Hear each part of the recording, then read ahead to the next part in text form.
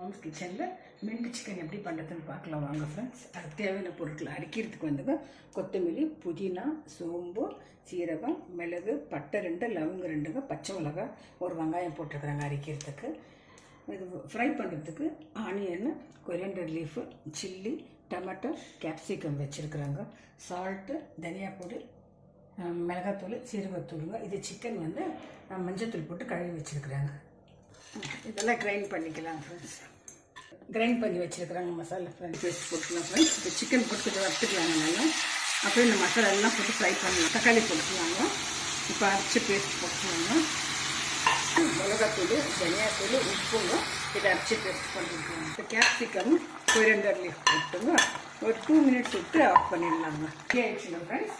நீங்களும் ட்ரை பண்ணுவோம், ரொம்ப நல்லா இருப்பாங்க. இது கேப்சிகம் மின்ட் சிக்கன் ரெடி ஆயிடுச்சுங்க ஃப்ரெண்ட்ஸ். இது சப்பாத்திக்கு, தோசைக்கு, பரோட்டாக்கு, இட்லி, தோசை எல்லாத்துக்கும் ரொம்ப நல்லா இருக்கும்.